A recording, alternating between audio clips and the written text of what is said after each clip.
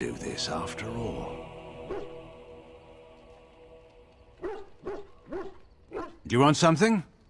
I suppose I have a moment.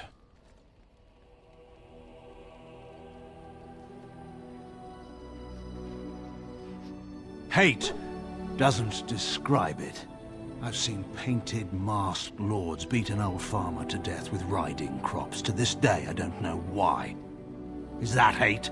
I saw good, sensible men fight armored chevaliers with nothing. No weapons, no armies, not even hope of success to see the occupation end. Is that hate?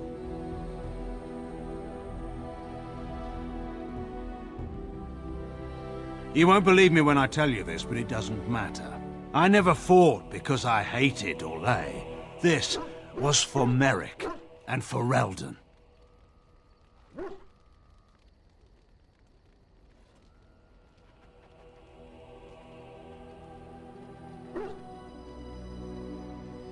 I didn't want to start a war, I wanted to stop one. I failed. So I suppose my intentions don't amount to much. In any case, there's no use discussing this. We have much work left to do. Go ahead. He was my friend. If he'd wanted to conquer the Fade, I would have led the charge.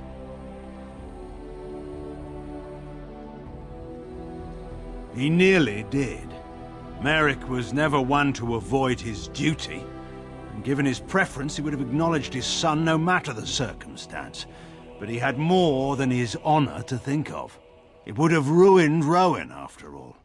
She'd be reduced to a concubine in the eyes of our neighbors, and put Cailan's status as heir in question.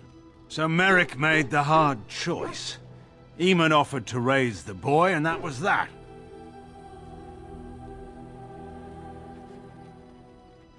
What do you think would have become of Alistair if Merrick had claimed him? He would have been the bastard prince and a continual reminder to Rowan of Merrick's infidelity. At least with Eamon, Alistair had a childhood. But we've been idle long enough. We should get moving. I was hunting, well, poaching, to be entirely honest, when a boy my own age came stumbling out of the woods. He was so dirty, you'd have thought he'd been dug up out of the ground. Of course not. I had no idea who he was. He gave me a made-up name, told me he was fleeing Orlesians. He was bloody, exhausted, and obviously being hunted. I offered to take him to my father's camp.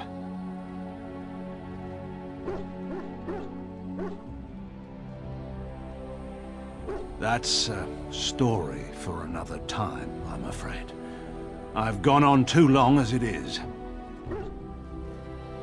There are men who inspire such devotion that everyone around would lay down their lives for him. And there are men who would come and go from this world, and no one notes it. What makes them so? Your guess is as good as mine. Merrick was remarkable. That's all I can say of him. Go ahead. I suppose that depends on how much of the kingdom was left by then.